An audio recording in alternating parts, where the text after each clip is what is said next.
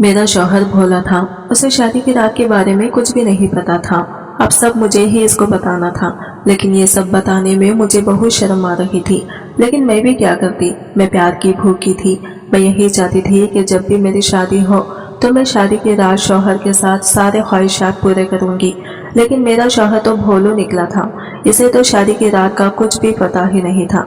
इसलिए मेरे जहन में यह ख्याल आया कि मैं अच्छे से नाइटी पहनकर शौहर के आगे जाऊंगी और वो मुझे देखते ही बेकाबू हो जाएगा। रात के 2 बज गए थे, तभी शौहर कमरे में दाखिल हुआ और मुझे देखकर हंसने लगा और आकर बेड पर बैठ गया। तुम अभी तक सोई क्यों नहीं? तो मैंने जवाब दिया, तुम्हारा इंतजार कर रही थी। फिर मेरा शौहर सोने के लिए बेड पर सो गया। अब इसको देखकर मुझे बहुत गुस्सा आ रहा था, तो तभी मैंने इसको झटके से उठाया और इसे कसकर पकड़ लिया और फिर इसके ऊपर बैठकर, तुम मेरे काबिल नहीं हो कि मेरे पहलू में बैठो। खबीस इंसान, मेरी नजरों के सामने से दफा हो जाओ। ये मेरी सास कह रही थी, जो उन्होंने कुछ दिन पहले मेरे शौहर से कहे थे। ऐसे ही मेरे शौहर की इज्जत अफजाई करते थे। ऐसी इज्जत अफजाई देखकर मुझे बहुत रोना आता था। मेरे ससुराल में मेरे शौहर की इतनी ही इज्जत थी, मैं कभी सोच भी नहीं सकती थी कि कोई मिजाजी खुदा को इतने सख्त अल्फाज बोल सकता है। इस वक्त मेरी सास के अलावा पूरा खानदान जमा था। मेरा शौहर हमेशा की तरह घर में दाखिल होते ही मेरी सास के पहलों में जा बैठता था। ये देखकर मेरी सास बहुत ही ज्यादा गुस्सा हो गई थी। मैं नहीं जानती थी कि किसका गुस्सा मेरे शौहर पर उतार रहे हैं, बल्कि मुझे ये सब देखकर ऐसा लग रहा था कि मेरे शौहर के साथ इस घर में ज्यादती हो रही है। मुझे पहले ही शौहर मुझसे कह चुके थे कि चाहे जो कुछ भी मेरे साथ ज्यादती हो जाए, तुम किसी को भी कुछ मत कहना, और मुझे आंखों ही आंखों में खामोश रहने का इशारा कर देते थे। मेरी सास तो मेरे शौहर के साथ साथ मुझे इस कमरे से बाहर जाने का कह रही थी, यानी कि मेरी भी इस घर में कोई इज्जत नहीं थी। मैं अपने कमरे में जाकर फूट फूट कर रोने लगी थी। मुझे सबसे ज्यादा गुस्सा अपनी माँ पर आ रहा था। उन्होंने ही मुझे इस जहन्नम जैसे घर में ढकेला था। इस घर में मेरी इज्जत बिल्कुल भी नहीं थी। इस घर के सभी लोग मुझसे चिल्लाकर बात करते थे। मैं नौकरों की तरह पूरा दिन इस घर में काम करती थी। अगर थोड़ा सा भी थक कर आराम करने के लिए बैठ जाती तो मुझे कड़क कड़क बातें सुनने को मिलती। अगर ससुराल की शिकायत अपने मैके में करती तो अम्मा मुझे हाथ जोड़कर खामोश रहने का कहती। उन्होंने तो मुझे इस जहन्नम में ढकेल के अपना बोझ सर से उतार लिया था। इस बात के लिए मैं अपनी माँ को कभी भी माफ नहीं कर सकती थी, क्योंकि उन्होंने अपने सुकून के लिए मेरी जिंदगी खराब कर दी थी। और मेरी शादी के फौरन बाद ही अम्मा ने मेरी बहन की भी शादी कर दी थी, और वो शादी बहुत अच्छे तरीके से की थी। मेरी माँ ने मेरी बहन को हर डिजाइन का जेवर दिया था और बहुत सारा जहेज भी दिया हुआ था, यानी कि इसकी शादी देखने के लायक थी।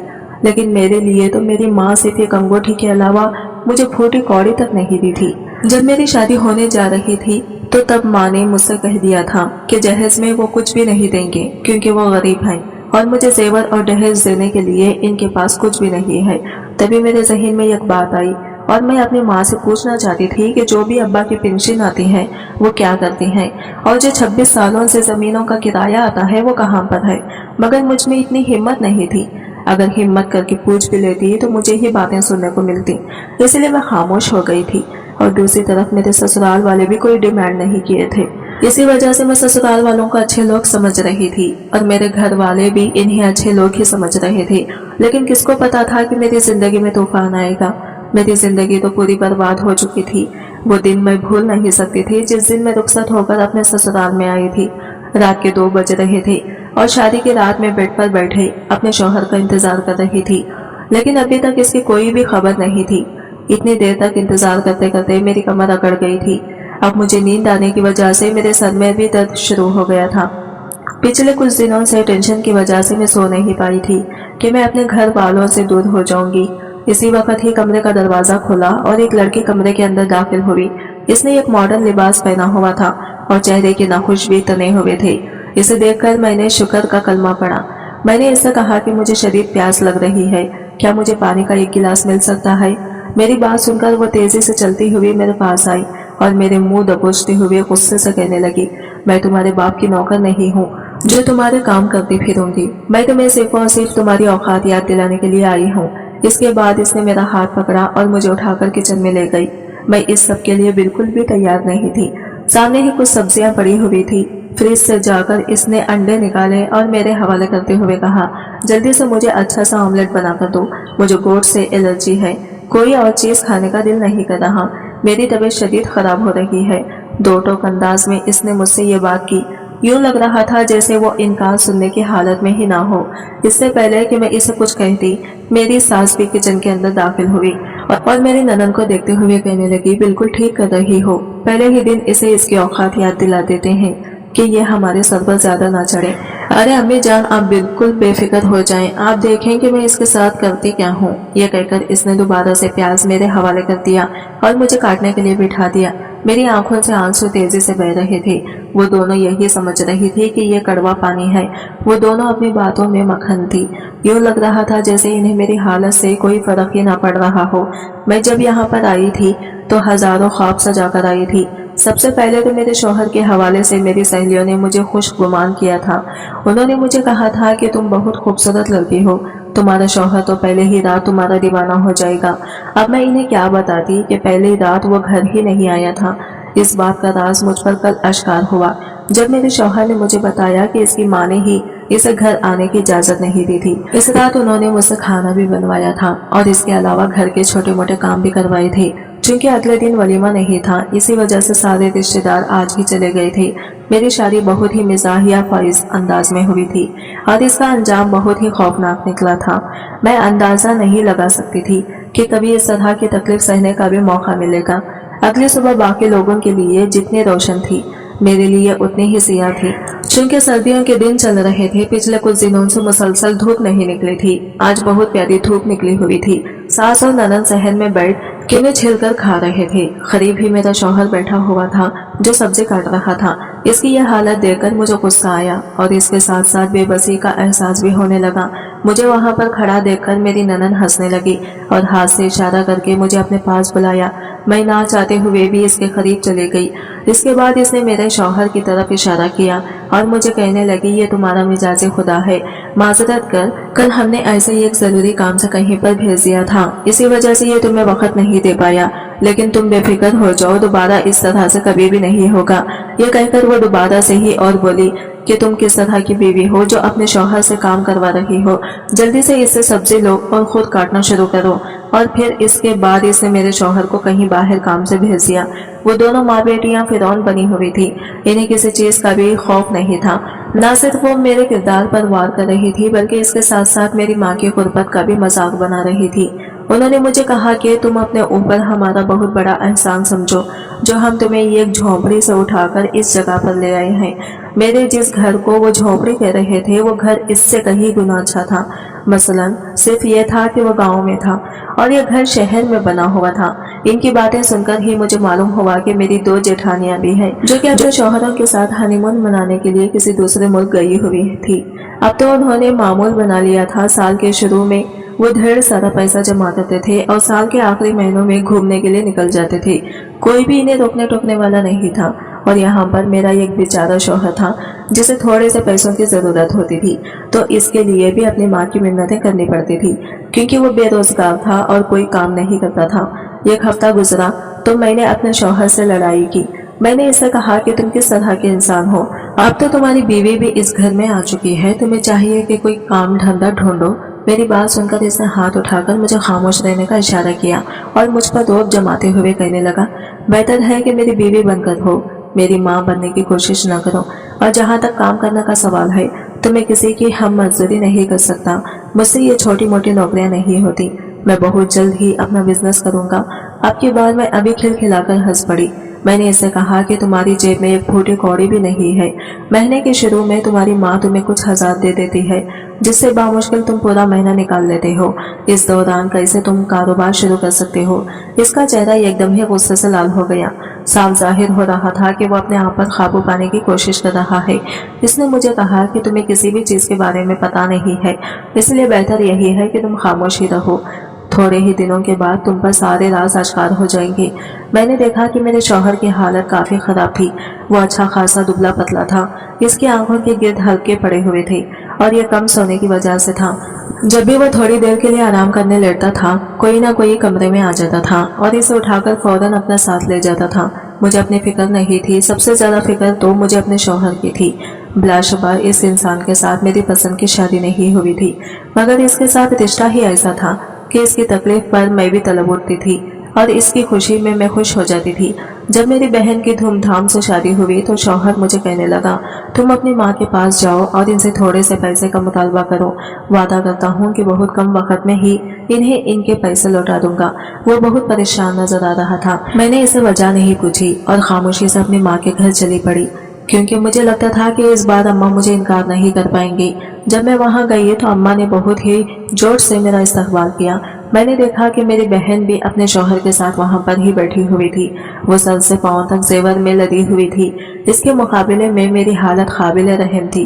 میں نے سردیوں میں بھی کاٹن کا سادہ سا سوٹ پہن رکھا تھا جس کے اوپر ایک پتلی سی سویٹر تھی، جبکہ اس نے ایک برانڈڈ کا جوڑا پہن رکھا تھا۔ اس کے ساتھ اس نے لیدر کی جیکٹ پہنی ہوئی تھی، یقیناً اس کے اپنے شوہر کی تھی۔ مجھے دیکھ کر اس کا شوہر اٹھ کھڑا ہوا اور مجھے سلام کرنے لگا۔ میں نے مسکراتے ہوئے جواب دیا اور اس کا حال پوچھا۔ اس دوران میں اپنے چہرے پر مسلسل کسی کی نظروں کی تفشیش محسوس کر رہی تھی۔ جب میں نے نگاہ پھیر کر دیکھا تو میری بہن بہت ہی عجیب و غریب نظروں سے میری طرف دیکھ رہی تھی۔ اسے دیکھ کر چند لمحوں کے لیے تو مجھے خوف محسوس ہونے لگا۔ اس کی نگاہوں کا جو مطلب تھا، اسے جان کر میں خود شرمندہ ہو گئی اور سوچنے لگی کہ یہ کس طرح کی عورت ہے جو مجھ پر شک کر رہی ہے۔ اس کی اس حرکت کی حقیقت بھی تھوڑی ہی دیر بعد مجھ پر آیا ہو گئی۔ جب وہ لوگ وہاں سے گئی تو اماں جلدی سے میرے پاس آئی اور پریشانی سے کہنے لگی، تمہیں پتا نہیں ہے کہ اس کا شوہر کتنا بے غیرت انسان ہے؟ میں نے بے دینی سے ان کے چہرے کی طرف دیکھا تو کیونکہ تھوڑی دیر پہلے تک وہ اپنے داماد سے ہنس ہنس کر باتیں کر رہی تھی اور اس کی تعریفوں میں زمین آسمان کے خلابے ملا رہی تھی، مگر اس کے جانے کے فوراً بعد ہی وہ اس کی چگلیاں کرنے لگی۔ جب اماں سے اس کی وجہ پوچھی تو انہوں نے مجھے کہا، ارے وہ انسان حسن کا شہدائی ہے، جہاں پر بھی حسن دیکھتا ہے پاگل ہو جاتا ہے۔ وہ یہ بھی نہیں سوچتا کہ اب اس کی ایک عدد بیوی موجود ہے، اسے اپنی ساری محبت اور ساری توجہ اپنی بیوی کو دینی چاہیے۔ وہ دوسری عورتوں میں ہی مگن رہتا ہے۔ تمہاری بہن نے اسے 3 سے 4 بار رنگے ہاتھوں پکڑا ہے، مگر اس کے باوجود بھی وہ باز نہیں آیا۔ ابھی ان کی شادی کو صرف 1 ہی مہینہ گزرا ہے اور 1 مہینے کے اندر ہی اس نے اپنے رنگ ڈھنگ دکھانا شروع کر دیے ہیں۔ مجھے تو ٹینشن ہو رہی ہے کہ پتہ نہیں یہ رشتہ 1 سال تک چل پائے گا بھی یا نہیں۔ حسن کے معاملے میں تو مجھے بھی کسی طرح کی کوئی کمی نہیں تھی، اور اب مجھے احساس ہو رہا تھا کہ یہی وجہ تھی جو میری بہن مسلسل مجھے گھورے چلی جا رہی تھی۔ میں نے یہ گہری سانس لی۔ یقیناً ہر کسی کی زندگی میں اپنے مسئلے تھے اور ہر مسئلے دوسرے مسئلے سے منفرد تھے۔ میں نے اماں کو کہا کہ اس کے ساتھ جو کچھ ہونا ہے وہ تو ہو کر ہی رہے گا، فی الحال میری بات سنیں اور میری مدد کریں۔ میں نے انہیں کہا کہ مجھے پیسوں کی شدید ضرورت ہے۔ ابھی میں انہیں بعد میں مکمل ہی نہیں کی تھی کہ وہ اپنا سینہ مسلنے لگی اور کہنے لگی، بیٹا میں پہلے ہی بہت تکلیف میں ہوں، میں نے بہت سارے لوگوں کا ادھار لے رکھا ہے، میں نے کس طرح سے واپس کرنا ہے؟ میرے پاس صرف اور صرف 1 مہینے کا وقت ہے۔ اگر مہینے کے اندر میں نے انہیں ادھار نہیں دیا تو مجھے اپنی زمینیں بیچنی پڑیں گی، اور تم بہت اچھی طرح سے جانتی ہو کہ ان زمینوں کے بغیر ہمارا گزارا ممکن نہیں ہے۔ میں نے بیزاریہ سے امی کے اس ڈرامے کی طرف دیکھا اور انہیں کہا، خدا کا خوف کریں، بیٹی کو دینے کے لیے تو آپ کے پاس اچھے خاصی رقم تھی، اور اب جب میں نے معمولی سی رقم کا مطالبہ کیا ہے تو اس پر بھی آپ ڈرامہ لگا رہی ہیں۔ میرے سخت الفاظ کی چنو کی تھی جس کی وجہ سے بات بگڑ گئی۔ وہ مجھے ڈانٹنے لگی، مٹنے لگی اور کہنے لگی کہ تم کیسے اپنی ماں سے اس طرح کے لہجے میں بات کر سکتی ہو۔ مجھے بھی اپنی غلطی کا احساس ہوا۔ میں نے ان سے معافی مانگی، لیکن انہوں نے مجھے ڈانٹ کر خاموش کروا دیا اور اس کے ساتھ ہی گھر سے نکل جانے کا کہا۔ وہ بھی شاید موقع ڈھونڈ رہی تھی کہ کسی طرح سے مجھے اپنی نظروں سے اوجھل کر سکیں۔ میں بھی خالی ہاتھ اپنے گھر واپس چلی گئی۔ جب اندر گئی تو سامنے کہا منظر دیکھ کر مجھے لگا کہ میں نے کچھ غلط دیکھ لیا ہے۔ میرا شوہر اس وقت چارپائی پر لیٹا ہوا تھا۔ قریب ہی میری ساس بیٹھی ہوئی تھی جو اس کے منہ میں توڑ توڑ کر انگور ڈال رہی تھی۔ ننند بیٹھی اس کے پاؤں دبا رہی تھی۔ اس کے ساتھ باہر جیٹ اور جیٹھانی بھی بیٹھے ہوئے تھے جو ہنس ہنس کر اس سے باتیں کر رہے تھے۔ یقیناً وہ آج ہی واپس آئی تھی۔ مجھے دیکھ کر میری جیٹھانی جلدی سے اٹھی اور چلتی ہوئی میرے پاس آئی۔ اس کے ساتھ ہی اس نے گرم جوشی سے مجھے گلے سے لگایا اور میری ننند سے مخاطب ہوتے ہوئے کہنے لگی، کیا میں جو سمجھ رہی ہوں یہ وہی عورت ہے؟ میری ننند نے زور زور سے ہاں میں سر ہلایا اور جوش سے کہا، جی ہاں، یہ ہماری پیاری بھابھی جان ہے۔ میں نے آپ کو بتایا بھی تھا कि ये बहुत खूबसूरत है। मैंने हैरानगी से इनके बदले हुए लब लहजे को देखा। एक नजर अपने शौहर पर डाली तो वो मुस्कुराते हुए मेरी तरफ ही देख रहा था। इसने आंखों ही आंखों में मुझे खामोश रहने का इशारा किया और भी मुझे कमरे में जाने का कहा। मैं जो सोच रही थी कि घर जाने के बाद दोबारा से काम करना पड़ेगा, जब देखा कि सारे काम मेरी ननद कर चुकी है तो मैं भी परसुकून हो गई और कमरे में जाकर ले गई। जहनी थकावट बहुत ज्यादा थी, लम्हों में ही सो गई। शाम के वक्त जब मेरी आंखें खुली तो मगरिब का टाइम था। मैं ये देखकर परेशान हो गई। जल्दी से कमरे से बाहर निकली क्योंकि अभी तक मैंने खाना भी बनाना था। किचन में गई तो पहले ही मुख्तलिफ खानों की खुशबुयां आ रही थी। मेरी ननद पसीने में शराबोर वहां पर खड़ी थी। इसकी ये हालत देखकर मुझे बहुत खुशी महसूस हो रही थी। वो जल्दी से पलटी तो मैं इन्हें भी मुस्कुराहट समेट ली और फिक्रमंदी से इसे पूछा कि तुम क्या कर रही हो। मेरी बात सुनकर वो मुस्कुराने लगी और कहने लगी, अरे भाभी, आप यहाँ पर क्यों चली आई हैं? अपने कमरे में जाकर आराम करें। इसका ये लबो लहजा मेरे लिए नया था, मुझसे हजम नहीं हो रहा था। मैंने इसे कहा, खैरियत तो है? आज तुम्हें कुछ ज्यादा ही मुझ पर प्यार आ रहा है। अब की बार वो खामोश हो गई। इसने अपनी गर्दन झुका दी। थोड़ी देर बाद जब इसने सर उठाया तो इसकी आंखों में पानी तिर रहा था। वो तेजी से चलती हुई मेरे पास आई और मेरा हाथ पकड़ते हुए मुझे कहने लगी कि मैंने आपके साथ पहले भी जो सुलूक किया है, मैं इस पर बहुत ज्यादा शर्मिंदा हूँ। मुझे आपके साथ वैसा रवैया नहीं रखना चाहिए था, लेकिन वो सब कुछ अनजाने में हुआ। मैं अपने किए पर नादाम हूँ, मुझे माफ कर दें। इसके साथ ही इसने मेरे सामने हाथ भी जोड़ दिए थे। मैंने जल्दी से इसके हाथ नीचे की और इससे कहा कि इस तरह की बातें करके तुम मुझे शर्मिंदा मत करो। मुझे खुशी हो रही है कि तुम्हें अपनी गलती का एहसास हो गया है। इससे पहले कि मजीद कुछ क्या थी, अपने भेजे मुझे महसिन की आवाज सुनाई दी।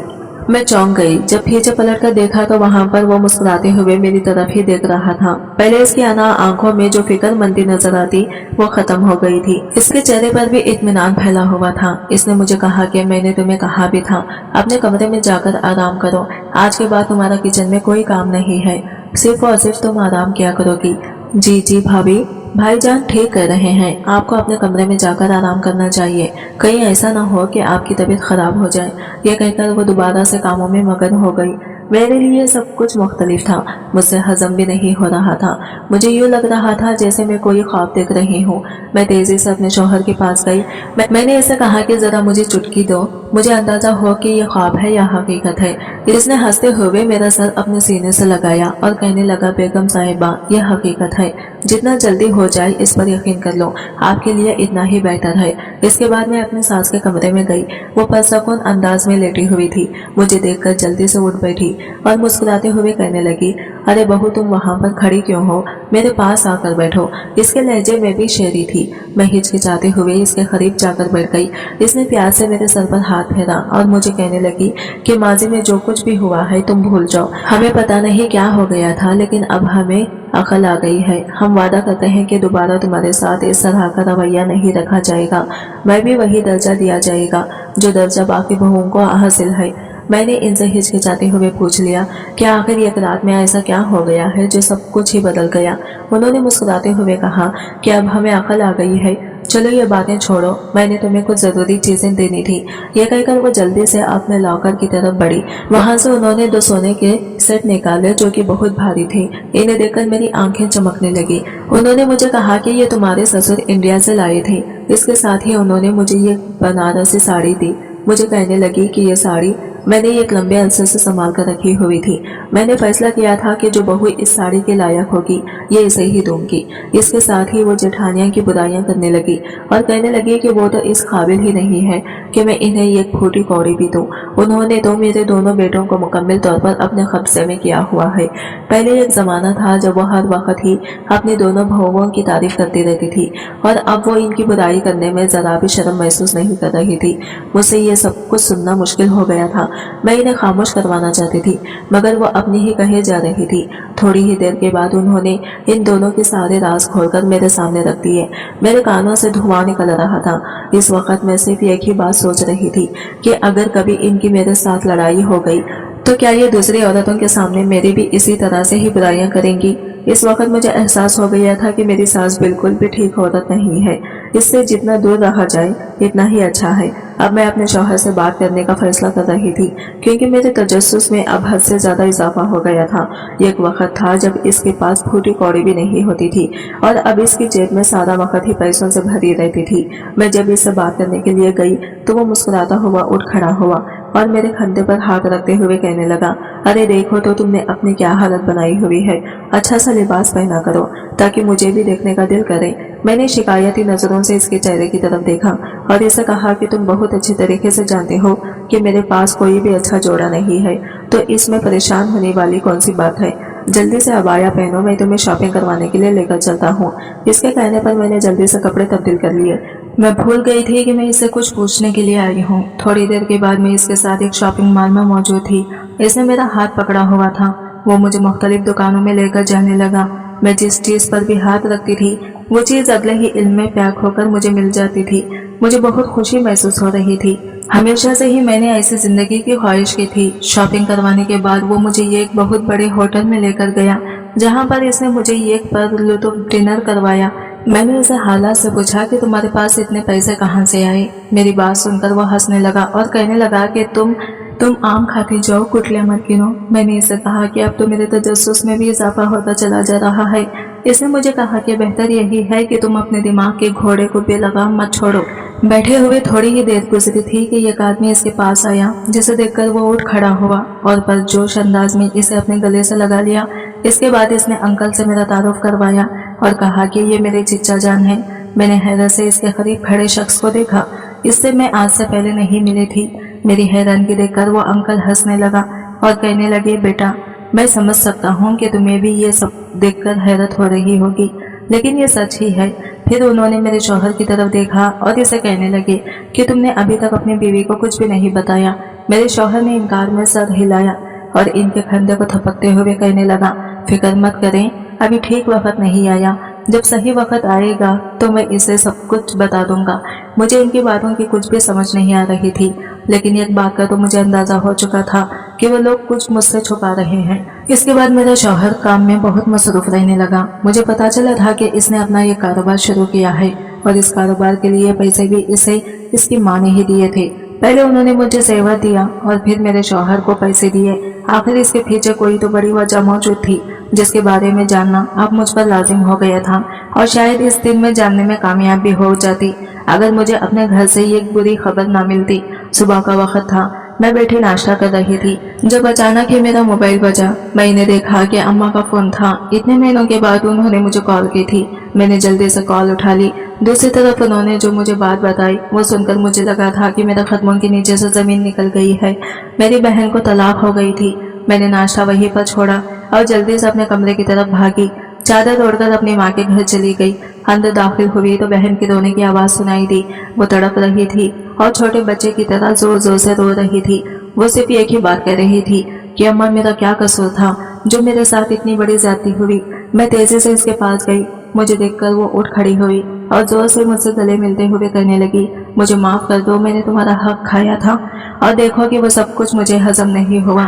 دراصل اماں نے جو زیور اور جو کپڑا مجھے دینا تھا وہ بھی اس نے اپنے جہیز کے لیے رکھ لیا تھا۔ اس بارے میں مجھے کافی ٹائم بعد پتا چلا تھا، مگر مجھے افسوس نہیں ہوا تھا۔ میں نے اسے کہا کہ اس طرح کی کوئی بات نہیں ہے، تم فضول سوچیں اپنے دماغ سے نکال دو۔ تم بس یہ سمجھو کہ ایک ذلیل انسان سے تمہارا پیچھا چھوٹ گیا ہے۔ اگر تم اس کے ساتھ رہتی تو وہ تمہیں ایک پاگل انسان بنا دیتا۔ تم شکر ادا کرو کہ تم نفسیاتی بننے سے بچ گئی ہو۔ اس نے مجھے روتے ہوئے کہا کہ میں ایک طلاق یافتہ ہوں، میری معاشرے میں کوئی بھی عزت نہیں ہے، لوگ مجھ پر ہی الزام لگائیں گے اور تھو تھو کریں گے۔ میں نے اسے کہا کہ یہ صرف اور صرف تمہاری غلط فہمی ہے، ایسا کچھ بھی نہیں ہوگا۔ جب تک میں زندہ ہوں تب تک میں کسی کو بھی یہ اجازت نہیں دوں گی کہ وہ تمہیں تکلیف پہنچائے۔ چند دن میں اس کے گھر میں ہی رہی اور پھر اس کے بعد میں دوبارہ سے اپنے سسرال لوٹ گئی، اور اس دن میرا شوہر گھر پر نہیں تھا۔ میرے پاس موقع تھا کہ میں الماری چیک کروں، اور پھر جو فائل مجھے دیکھنے کو ملی اور اس پر جو تحریر میں نے پڑھی، اس کے بعد تو چند لمحوں کے لیے میرا دماغ کچھ سوچنے سمجھنے کے قابل نہیں تھا۔ اسی وقت میرا شوہر کمرے کے اندر داخل ہو گیا۔ جب اس نے میرے ہاتھ میں وہ فائل دیکھی تو وہ مسکرانے لگا اور کہنے لگا کہ مجھے پتا تھا کہ تم اس کے پاس پہنچنے میں کامیاب ہو جاؤ گی۔ میں تیزی سے اس کے پاس گئی اور اس سے کہا کہ یہ سب کچھ کیا ہے، تم مجھے بتانا پسند کرو گی۔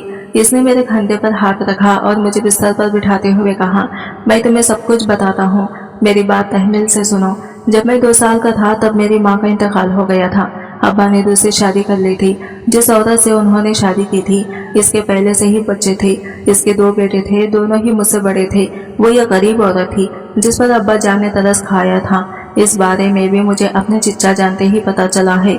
इस औरत ने अब्बा से वादा किया था कि वो मेरा ख्याल अपने बच्चों की तरह रखेगी।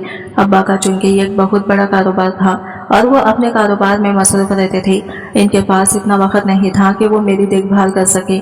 खानदान की किसी औरत पर भी वो भरोसा नहीं करना चाहते थे, क्योंकि सारी औरतें ही जादू करने में मशहूर थी।